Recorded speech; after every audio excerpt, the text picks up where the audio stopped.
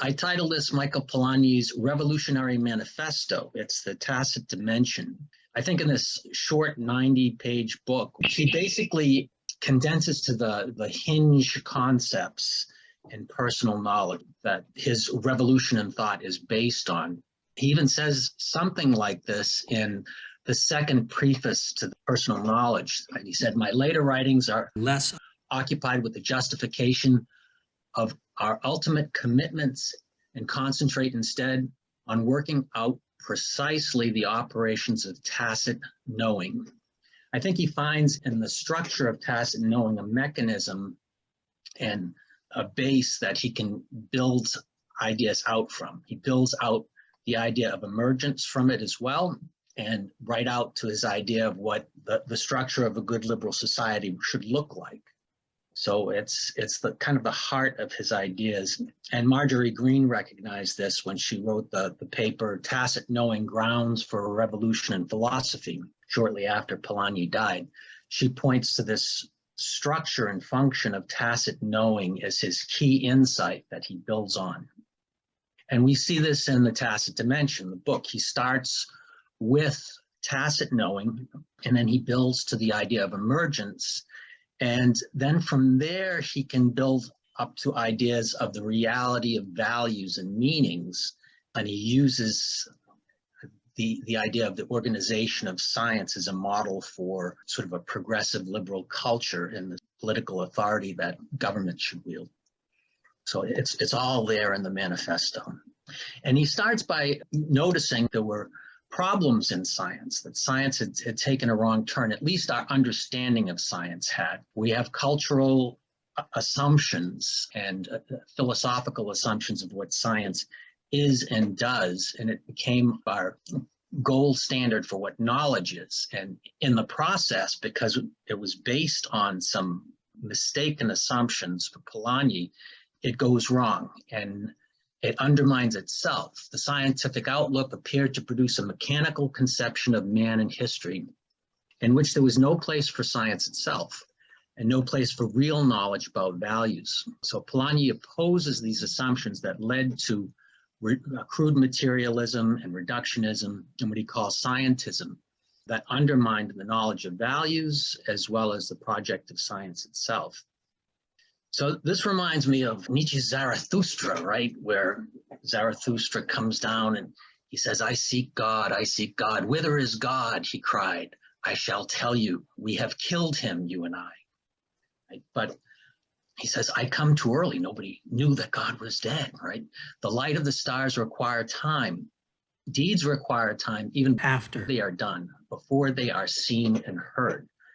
And the assumptions that Nietzsche is pointing out here are the modern assumptions that don't allow space for values or meaning or the existence of God.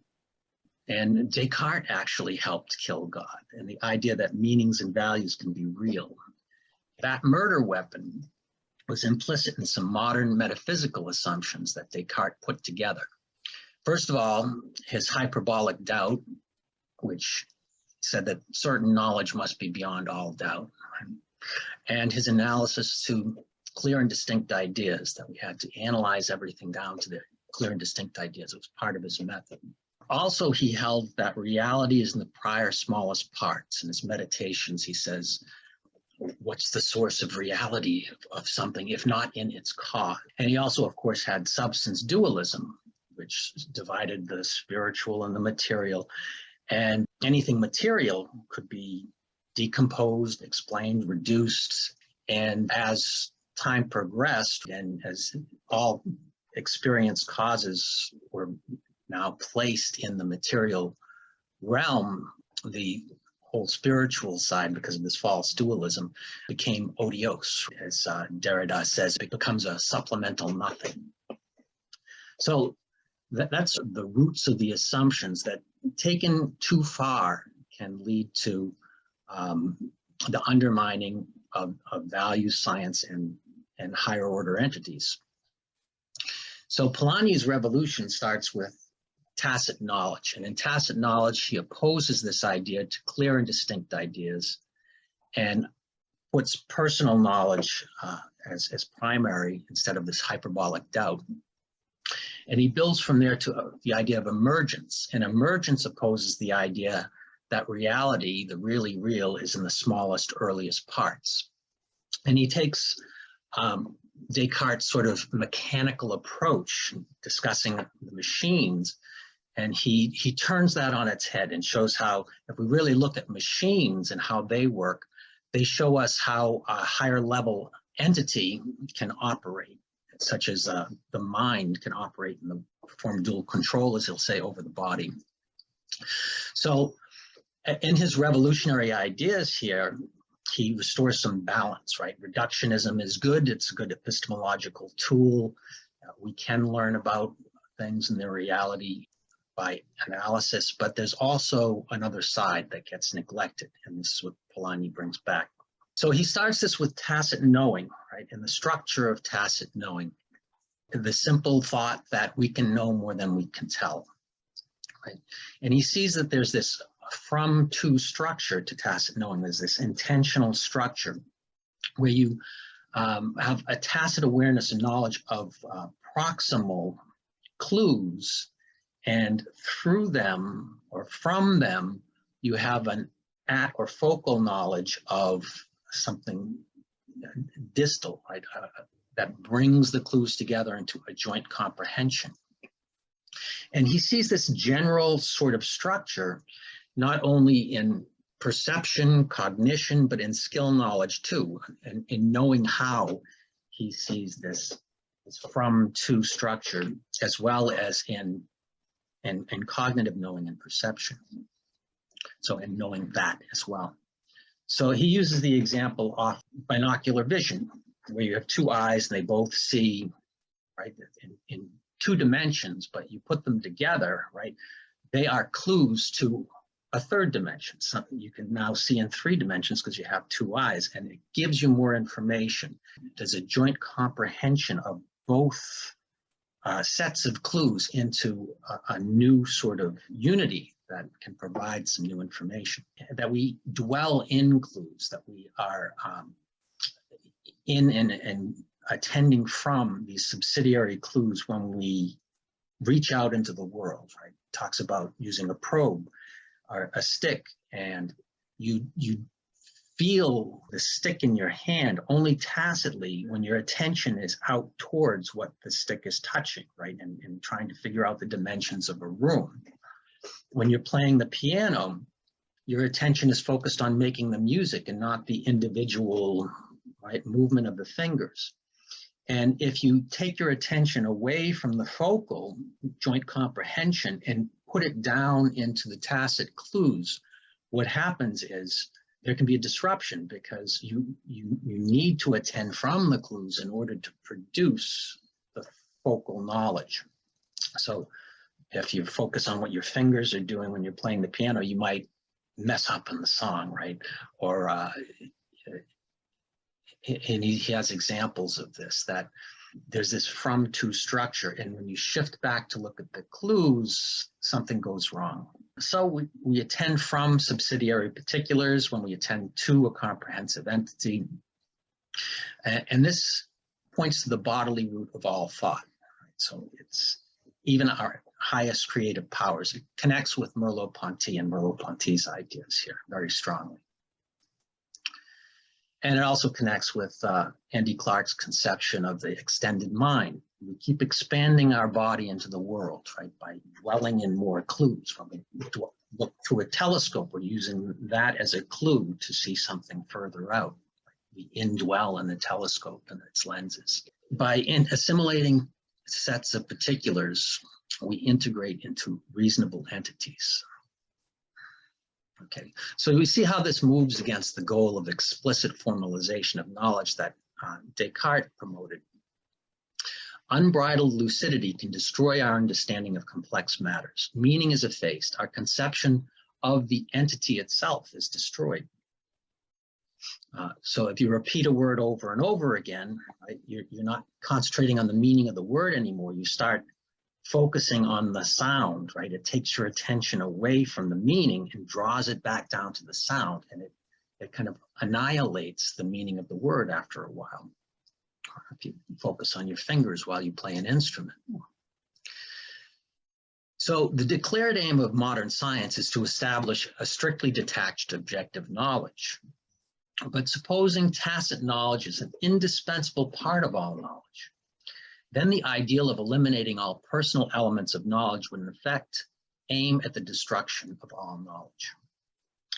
Polanyi uses the example of a frog here in several different places. That if we're going to study the frog and analyze it, right, we first have to know that it's a frog. We have, there's a joint comprehension, a tacit awareness of its being a frog that all the information we're looking at bears upon. If we just look at those clues, the facts about, if it's not a frog, then it's about nothing, right? So we need this tacit awareness that of the entity that those clues or facts bear on in order for that to be knowledge. So here's the from-to structure in a diagram, right? We have the clues, and the clues come together into a focal integration. And we see how this works in a picture, right? Here's Ida B. Wells, and this is artist Helen Marshall put together this mosaic, actually. And we see the picture, we understand the joint comprehension right away, we see it in the face, we see, but we're attending from clues that we don't notice at the time, right? And to shift to look at those clues, it destroys the comprehensive entity. So if we look now, we see that this picture is actually composed of pamphlets about women's suffrage that are collected and put together to get the right colors, lines, pixels that we need to put together the picture. So there's an irreducibility. When we look at the clues, we lose focus of the whole. And when we look at the whole, right, we lose focus of the clues. So there's this irreducibility that Polanyi talks about. There's a logical gap that's crossed in the movement from clues to a joint comprehension. We can't turn around and catch the clues as they are functioning, right? And when we look at the clues, we're looking from another set of clues. So we can't catch those. So there's this irreducibly tacit dimension to our knowledge. And clues, when we look at them, they're unspecifiable because we don't, when we look back, we miss things, right? And there's always more that we discover, but there's always, we find at the edges more that we miss. So we dwell in clues when we experience entities, when we experience real things, right? And Polanyi talks about the performance of an expert as being a real thing and the mind of a person, right, as a real thing. And we dwell in their behaviors and what they say in order to reconstruct these clues and grasp the entity. There is a from-to structure, but then that to, that joint comprehension, can act as a from itself to further focal integrations. So this is a from to, and then the to becomes a from to another to, so it's a from through to structure, right, eventually, where we have clues, they come together into something like a focal concept, and then we look through the focal concept back at the objects. One modern assumption or mistake, as it's been called, is that there's this gap between the mind and the world, right? We live in our minds. What's out there? Well, how do we bridge that gap? Well, Polanyi bridges that gap with his idea of tacit knowing. The ideas, the concepts are that by which we know the world. We see through them, we dwell in them to experience the world, as opposed to that which we know. With Locke, he said that we see our ideas and they're connected. Well, how are they connected with what's out there? Tacit knowledge explains that. But it also works with theories and conceptions, right? We have concepts that come together into focal conception, and then we look back and understand particulars or objects in terms of those focal conceptions. So if we look here, what do you see? What picture do you see?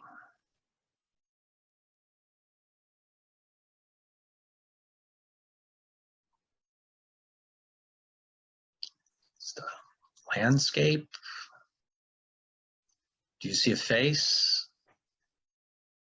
You got to back up from your computer screen a little bit probably to see it, but in this, we see kind of how clues work, right? If you saw this as a landscape, right, those clues were coming together into a joint comprehension or picture. And then, right, then you see this is an eye. Well, not, if you saw it as a face, you'd see this is an eye, you'd see this is a nose, you'd see this is a mustache, right? Are you seeing the face now, those who didn't? And if your joint comprehension was that of a landscape, right, you'd see this is clouds and not a forehead, right? You'd see this is a person in a boat and not an eye. So our theories are that by which we understand things, right? And when we have a joint comprehension, it can draw our focus towards the facts that compose it. We notice some things and we miss others, other ways of organizing the information. So Polanyi talks about problems and the reality of a problem. He refers to the Meno and this insight that Plato had, that there's sort of a paradox there. If you're searching for a solution to a problem, right, either you know what you're looking for and then there's no problem, or you do not know what you're looking for, then how do you expect to find anything, right, if you don't know what you're looking for? Polanyi says that tacit knowing gives a solution to this. And we see this in the idea of discovery that Polanyi talks about. When scientists make discovery, when they discover a new paradigm for understanding nature, it starts with what he says, a problem. Right? And a problem, he says, can be real because it can manifest reality in different ways. So if we have a way of organizing things and then anomalies come up, right, then we have questions or problems. The kind of framework that we're using to understand things doesn't quite work for us anymore. So we're driven to try to find a solution to this problem. And if it's a good problem, it can take years, right, or centuries even over the course of history to try to solve a problem. But it starts with this conscious questing, where the imagination is engaged to try to seek solutions, right?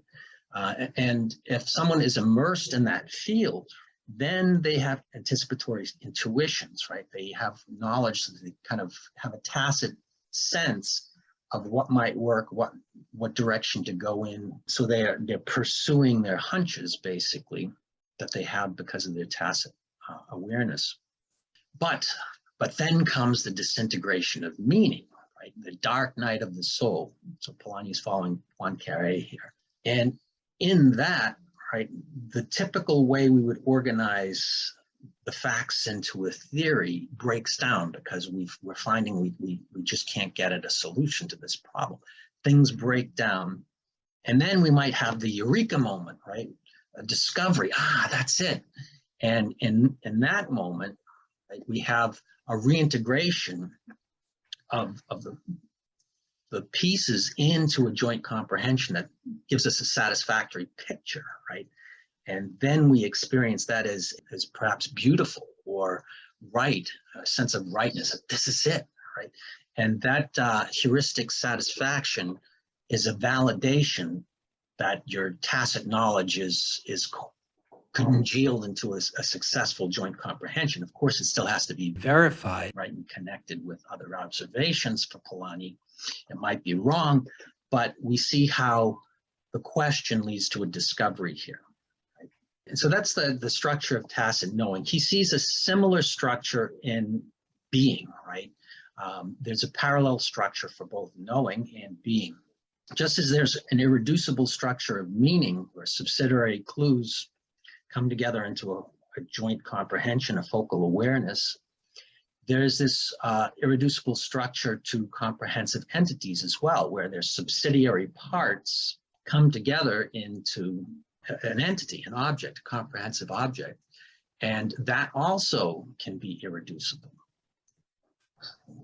He talks about the voice here in the tacit dimension as an example of one level building on another level, where it can modify and control somewhat the lower level, and you can build to new or higher orders that can't be understood in terms of the lower level. He talks about the voice you produce is shaped by words of a vocabulary, right? A vocabulary is shaped by sentences, but you can't from the vocabulary get to the sentences.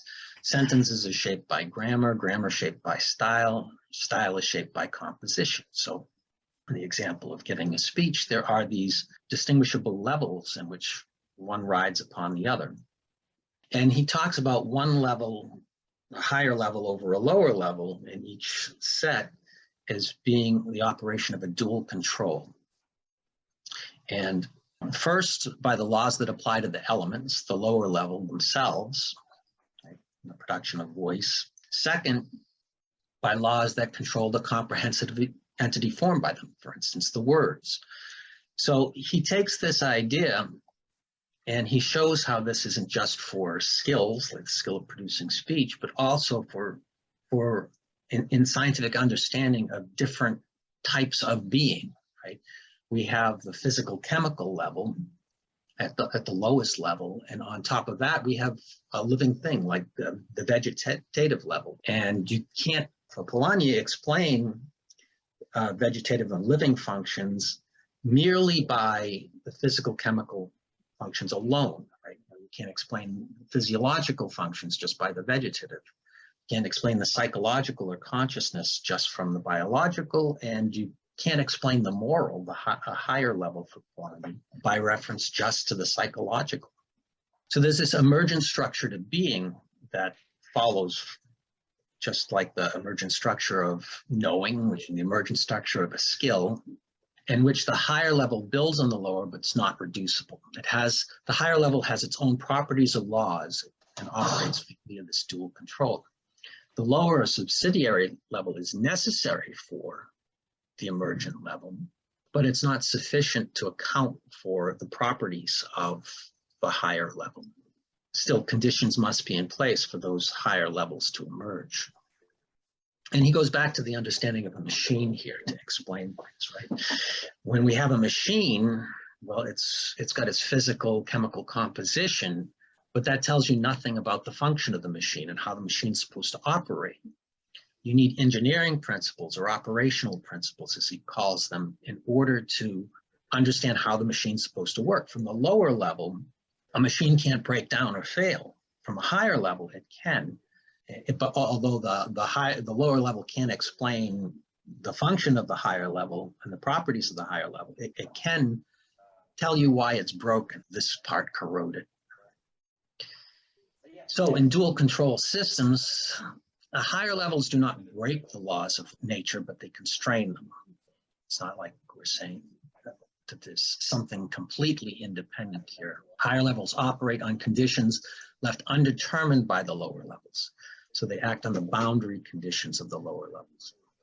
So this gives Polanyi a different understanding of reality, right? He moves against the metaphysical conception of substance that became prominent in Descartes' idea of dual substance and this idea that the earliest and smallest is the most real. He moves away from that idea by talking about the real as having an independence and power of manifesting itself in yet unthought of ways in the future. This is similar to Charles Sanders Peirce's understanding of something real as having effects. The belief that since particulars are more tangible, their knowledge offers a true conception of things is fundamentally mistaken, he says. Minds and problems are actually more real than cobblestones, according to his definition of reality. So this moves against Descartes' understanding that the really real is the smallest and the earliest. And it actually goes back a little bit to Aristotle's understanding of substance, because Aristotle's model for understanding substance was an organism, right? Something that could stand on its own, but it had parts that were working together in order for it to stand on its own.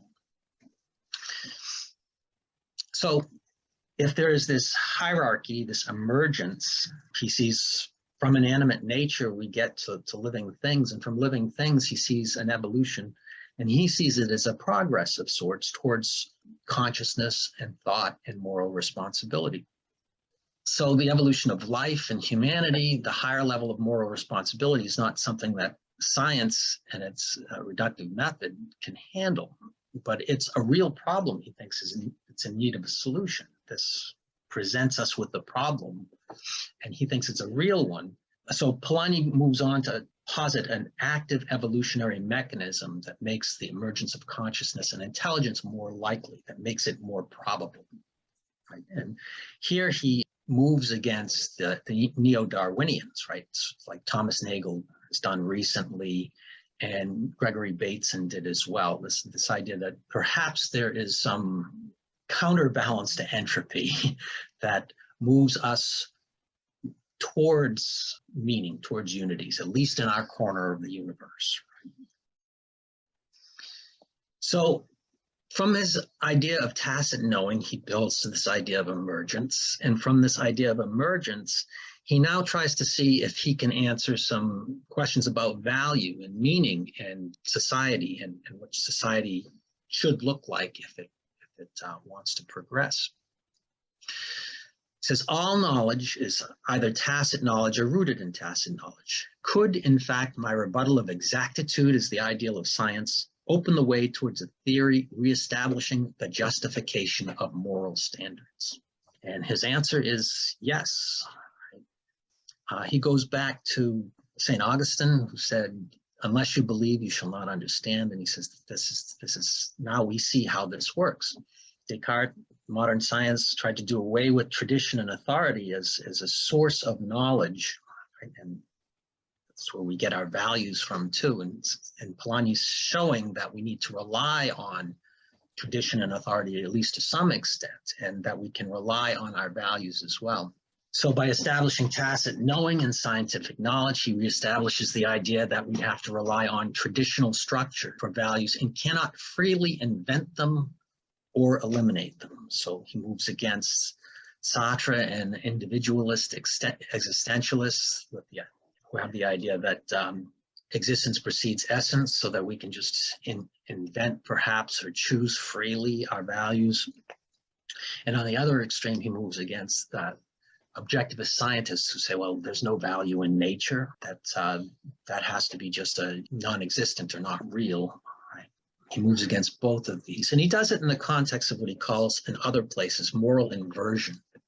He's reaffirming traditional values because he sees that the destruction of the 20th century with Stalin and Hitler, a lot of that moral passion that was behind that and this drive for utopia, he calls that together a moral inversion, where you're really skeptical about values. You have no grounding for values anymore, a foundation. So you can't defend your values against other people, right? There's no rational claims that you can make. But still you have this moral passion, according to Polanyi, and you want a better and just society. So those two together, where you might throw out tradition, throw out everything to try to remake the world in the image of your moral ideal, he says that's dangerous. That's very dangerous. And he thinks it's what led to a lot of destruction in the 20th century.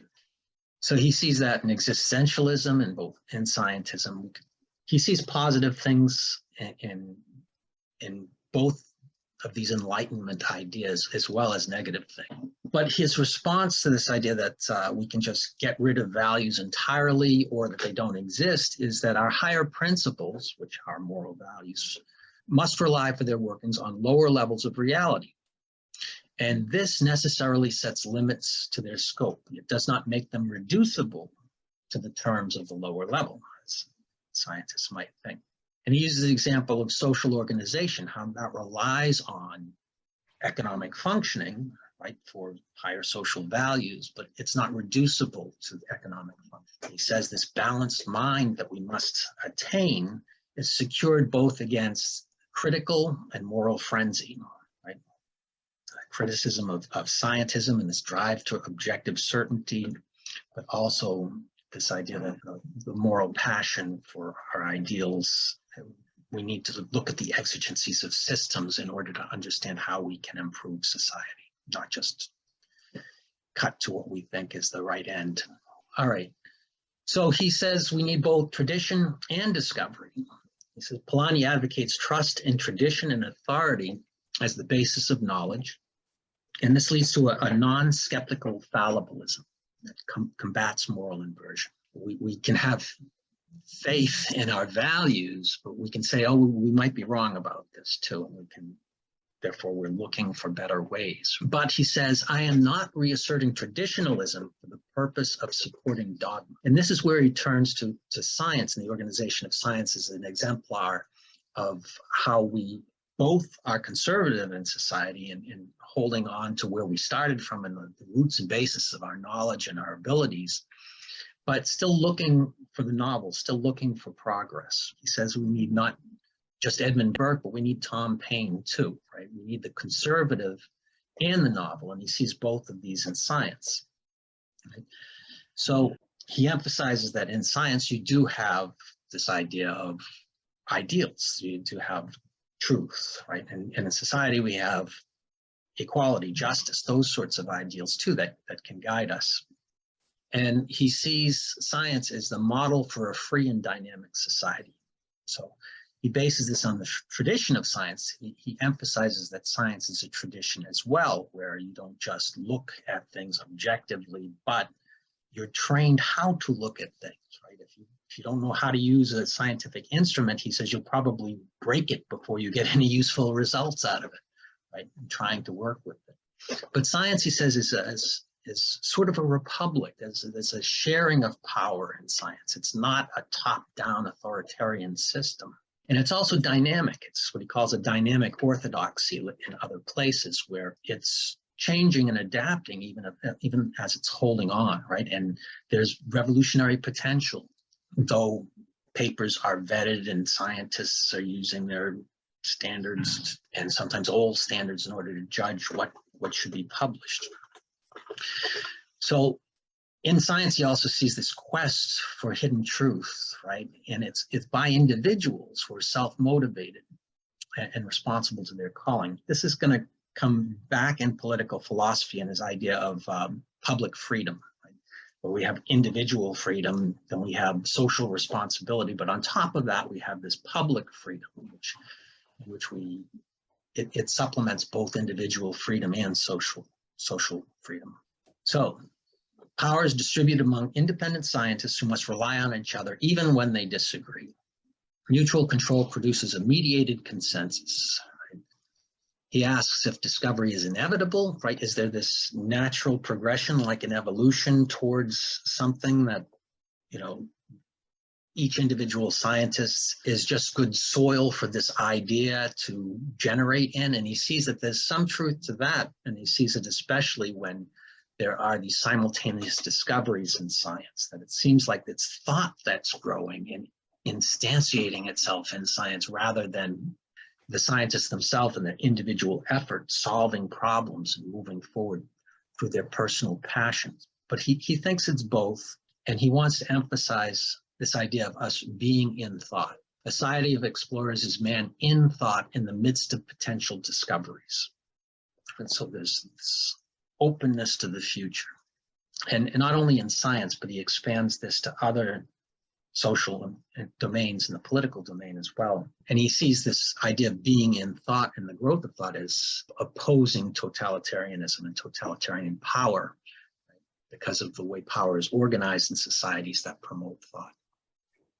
The truth of literature and poetry, of history and political thought, of philosophy, morality, and legal principles is more vital than the truth of science.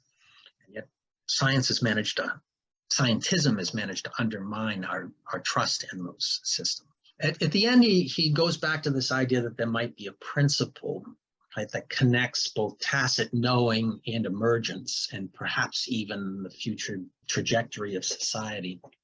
This idea of, he talks in other places about a telic field or a telic principle, which may arise accidentally, but then acts as an attractor. And he finds it compelling that in this idea of tacit knowing, where we have this heuristic striving and the emergence of a problem and our pursuing it, and yet it meets the goal of the growth of thought, a principle that might apply to evolutionary biology as well. He finds it compelling that this process towards life, towards thought, is evoked by the accessibility of higher levels of stable meaning, which it eventually achieves. So there's potentiality that can get manifest. So the take-home message, Polanyi's Revolutionary Manifesto and the Tacit Dimension opposes some basic modern assumptions that we find in Descartes and in Locke. The scientific revolution inadvertently set us on a course in which mind seems reducible to body and matter, and so nothing matters. There's no real mind or value in the world. Those main assumptions were an analysis to explicit elements that gives certain knowledge that what comes earlier or smaller is the source of the more real, and that the body is just a machine, matter in motion. These assumptions lead to the scientistic attitude, and they also, in rejecting the scientific attitude, those assumptions inadvertently lead to reactions against objectivism that we find in postmodernism. So Polanyi's revolution, right? With Tacit knowing an emergent being, we see that complete objective analysis will distort and destroy meaning. All knowledge is tacit or rooted in the tacit, and personal commitment is indispensable. What comes later can be more real. Higher emergent levels aren't reducible to the lower and their laws. Right? And machines show us that the body and the mind are both more than just matter and motion. Dual control systems give us a hierarchy of real entities, and value and morality are real. So that's the Tacit dimension. Left a few things out. Hopefully we still have some time for conversation. Don't know, 15 minutes or so before the next session? Yes. Okay. I'll stop share so we can see each other again. All right. Yes, Stan. Thank you, Charlie. Great talk. Right toward the end there, you said something about potentiality can be manifested. To what extent do you think Polanyi is making a case that potentiality is real? It has ontological status as much as anything else that we regard real. Well, I think he makes more of it than he should, actually. I mean, because to say that it's there from the beginning as a potential rather than something that emerges in the relations of parts, right? I think that might misplace the reality of something back to its origin in the smallest and earliest, right? Okay. So it's obviously potential in that if it's here, it had to have the possibility of coming here into existence and being here, right? And different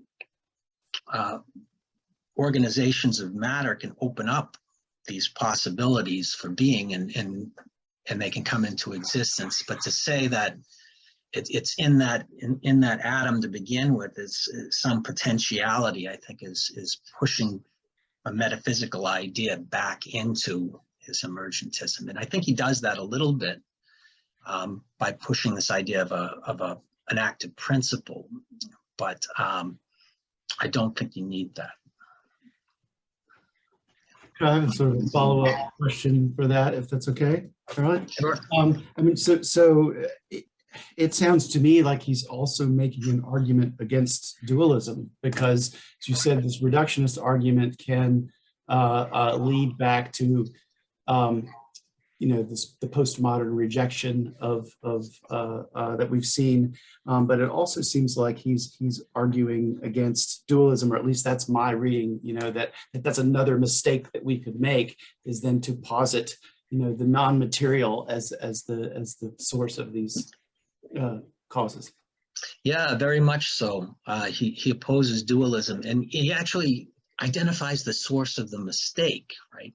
If you have this idea that we attend from clues or matter or a body to a focal integration, right?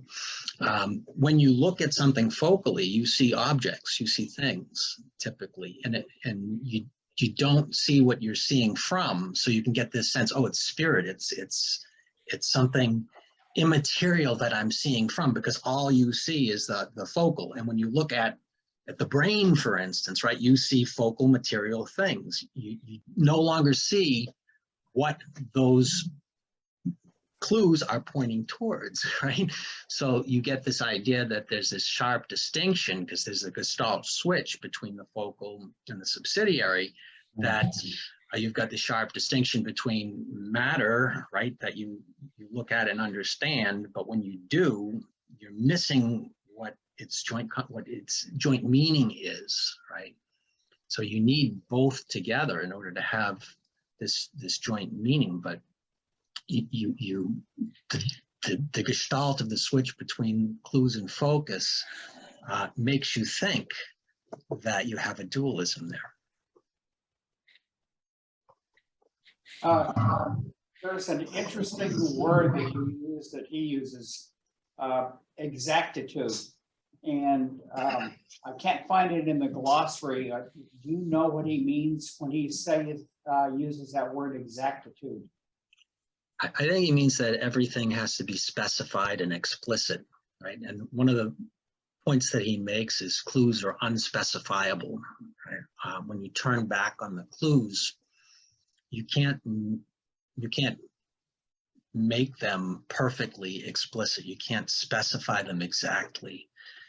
So if you're attempting to do that and say for it to be knowledge, we have to have that, you're on a fool's quest. For Justin?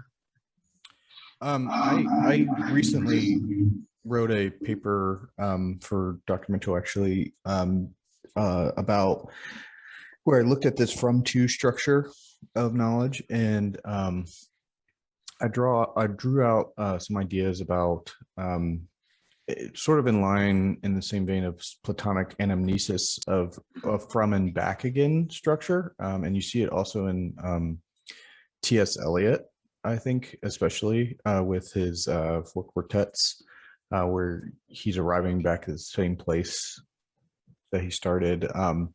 Do you think that there's something fruitful there in Polanyi, or is there this sort of idea inherent to him that things are distinct, like there's not this sort of primordial starting point that everything sort of attains to, but instead each progression of knowledge is its own sort of independent thing, independent movement? I think you can't really go back to where you started from with Polanyi, right? If you have in this from to process, you do return and go back, but you go back in a particular way with a particular understanding. You can't really go back to where you started from. I mean, if you're driving through Virginia, where I am now, right, and you see cows on a hill, right, and you had no conception of cows at all, you'd see these spots, you'd think of animals because you have the concept of animals, but you wouldn't understand them. You'd see them as particulars in a sense, right? But then they come together into joint comprehension. You have the understanding of cow, right? Now you look at them and you see cows, right? You don't really see them the way you originally saw them, right? You see them as mammals that produce milk, that are in herds and everything else. So we develop our concepts. We move away from bare particulars, but we also gain knowledge in the process. We gain knowledge about cows, and how they interact with nature and each other and that sort of thing. So whether or not you can actually go all the way back I don't think you can, and I think you actually need to move forward, right, in order to gain understanding. So you might not have the world in its bare necessity, which you might get in a mystical experience, perhaps, right? But we necessarily see things through concepts, or even our preconceptual sort of tacit integrations. We need to see the world through them, even if we don't have concepts on top of them, right? In order to experience anything at all. Thanks. But I think it's fruitful, though. I think, and I looked at the development of concepts in classes in the Tacit and Frege. I wrote a paper on that tries to bring together how, because even Frege thought that concepts were irreducible, right? And there's similarities there with Polanyi's understanding of concepts as irreducible in the from-to structure. Stan? Yeah, just a follow-up on what Justin said about T.S. Eliot. This is speaking from memory a little bit, but he says something like all old men should be explorers, and the end of all our exploring will be to arrive where we started from, but he adds, and know the place for the first time. So he is speaking to some extent as a mystic, and he's talking about mystical experience. So there's something, at another level that he's talking about, but still, even in connection with what you just said, Charlie, there is something different. You don't ever go back to where you started, because you will know the place for the first time if you do the way Eliot describes it. Yeah, I think that's very appropriate. Yeah, thank you. Just a historical note, he certainly knew Eliot. And remember, Eliot wrote a paper in the Moot, and he gave a response to it. And some of Eliot's books were in his library when he died. Oh. So he's attuned to Eliot and quotes quite a bit of Eliot poetry. Yeah, I think the idea of tradition, he coordinated in some way with Eliot's idea of tradition. I'm not sure the details of that, but Eliot's essay is 1911 or something like that, Tradition and Individual Talent. Individual talent. Yeah. I once tried to find out if Polanyi had read that, but I could never nail it down. I'm going to put in a plug for, I've got a paper on applying emergentism and tacit knowing to mysticism coming out in a book, Mysticism, Ineffability, and Silence. But I can send that paper or chapter to anyone who wants it. Stefan, did you have a comment or question? Yeah, a question. You talked about the moral inversion before, and the two poles of it, the skepticism and the passion on the other side. Maybe you could elaborate a bit more on the dynamic which results from that. Yeah, this is a big issue. Actually, I was talking with Andrew about this before this meeting, because I was hoping that he was going to say more about moral inversion. But the idea is, I think that if you have this moral skepticism that scientism breeds, right, that you can't rationally justify your moral ideas, then there's no way to communicate with another person to convince them except by force, right? So you have no hope of winning them over by the better argument anymore, or getting them to see the world as you see it. And although you have this moral skepticism, Polanyi finds it ironic that we don't lose our moral passion, right? So we have that in spades still, and we want justice, we want a utopian perfect society.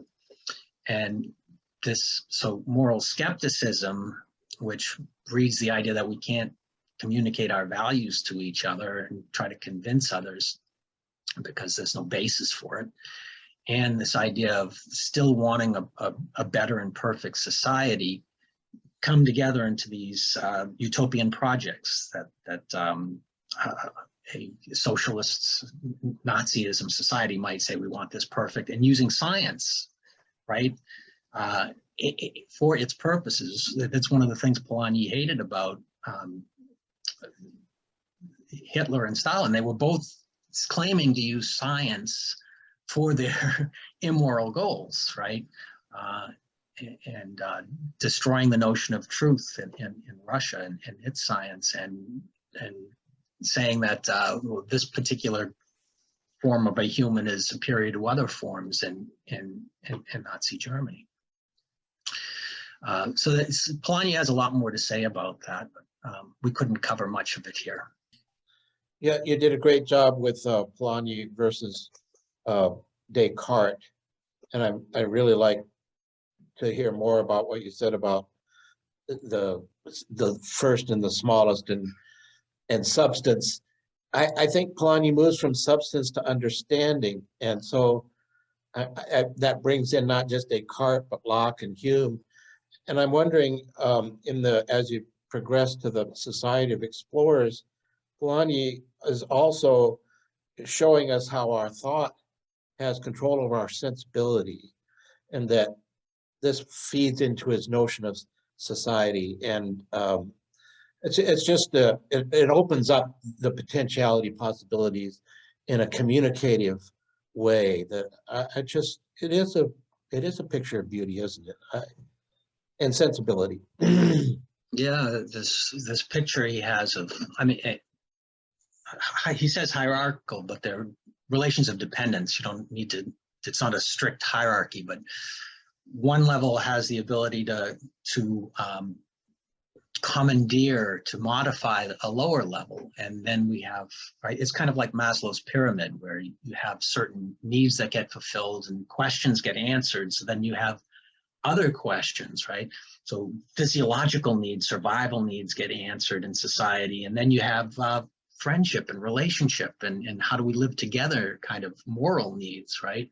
And then on top of that, you can have personal fulfillment and love and those sorts of needs and questions that arise there, leading to other levels. And higher levels reorganize the lower levels, right? So you might actually sacrifice food for love or something like that, right? Even though you depend on the lower level for the higher to arise, the higher can have meanings. You can go on a hunger strike, right, to advance your moral goals.